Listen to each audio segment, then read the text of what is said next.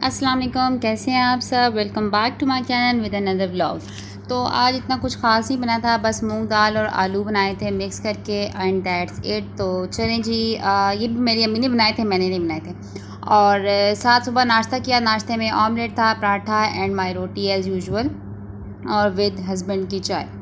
आपको सबको पता है कि मैं चाय नहीं पीती और ड्यू टू माई डाइट, और डाइट की वजह से मैं नहीं पीती। और बस इस तरह से मूंग की दाल की लुक थी, बहुत ही टेस्टी, अब माउथ वाटरिंग लग रही थी। और आलू इसलिए ज़्यादा हैं क्योंकि इसमें से आलू निकाल के बाद में आलू के पराठे भी बनाए जाते हैं। तो दैट्स इट।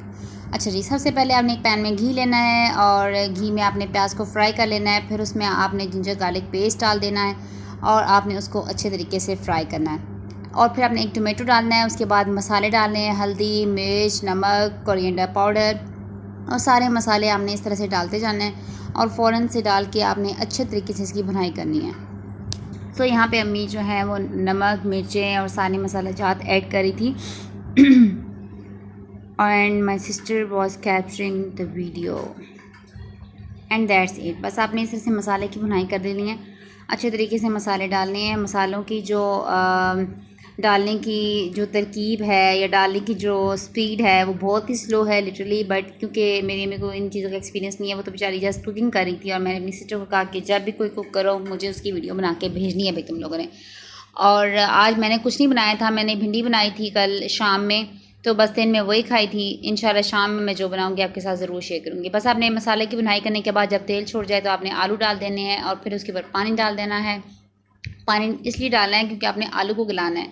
साइड में आपने मूंग दाल को बॉईल कर लेना है। आप बॉईल करना चाहें तो बॉईल कर सकते हैं, अदरवाइज़ इसी में गला लें, दैट डज़न्ट मैटर, ठीक है।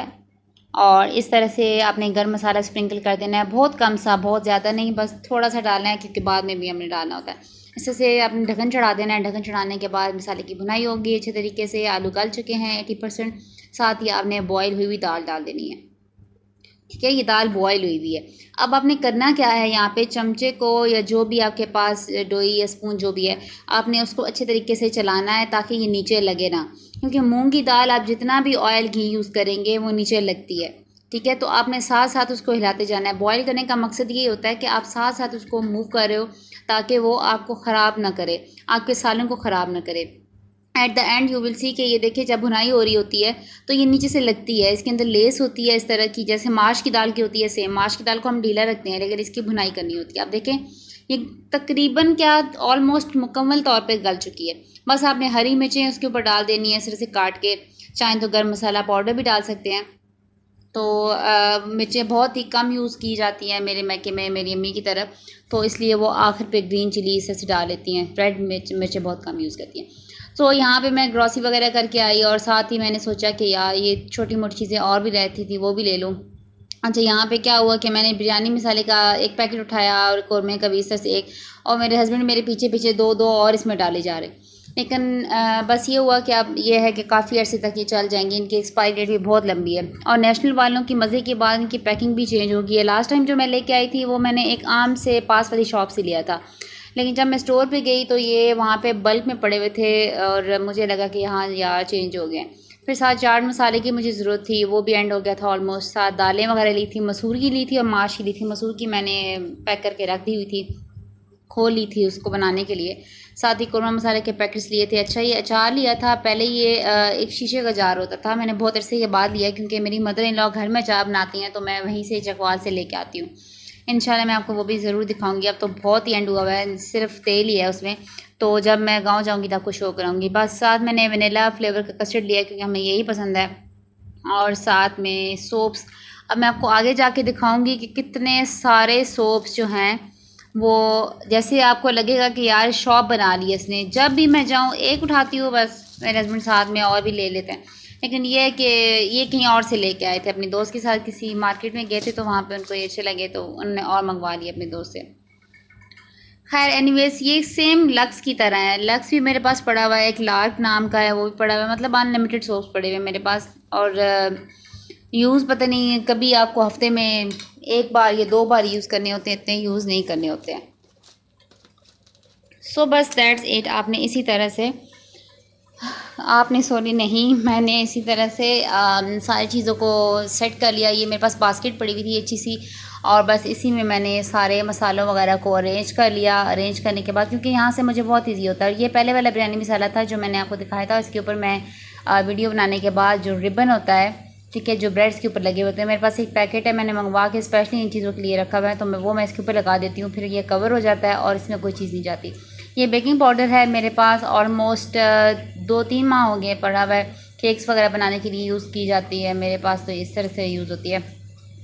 And that's it. और साथ में ये है मेरे पास, हाँ जी सॉरी, ये तो मैंने शेल्फ़ में रखे थे, मुझे अभी याद आया। सर शेल्फ़ में इतनी बुरी हालत हुई थी, जब भी हम लोग उठाते हैं जल्दी जल्दी में तो इस तरह से उठाते हैं, हाथ मार दिया, इधर उधर हो गए। आप देख सकते हैं जब मैं बर्तन धो रही होती हूँ, साथ बर्तन धोने के साथ ही बिल्कुल ना ये शेल्फ़ है सिंक के साथ ही, तो उसमें मैंने ये सारी चीज़ें रखी हुई हैं, स्कॉच ब्राइट्स और वूज़ वगैरह। तो इसका मैंने एक अलग से उसके डिब्बे के अंदर, डिब्बे को मैंने उल्टा के सामने रखा हुआ था ताकि इसमें से मैं इजीली निकाल सकूँ, मुझे पता चले कितनी रह गई हैं कितनी नहीं, ताकि मैं नहीं मंगवा लूँ। तो ये 3-4 या 4-5 रह गई थी, और ये इतने ज़्यादा सोप्स थे कि मैंने सोचा कि यार मुझे लगता है मुझे अब दुकान खोल लेनी पड़ेगी। खैर एनीवेज़, बस इस तरह से आपने इसको अरेंज कर लेना है कंटिन्यूसली।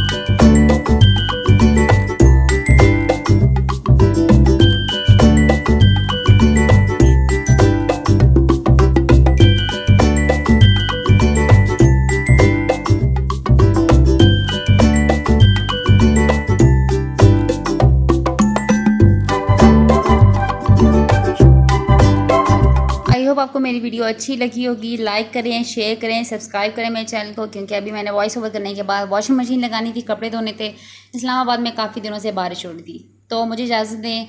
अल्लाह हाफ़िज़।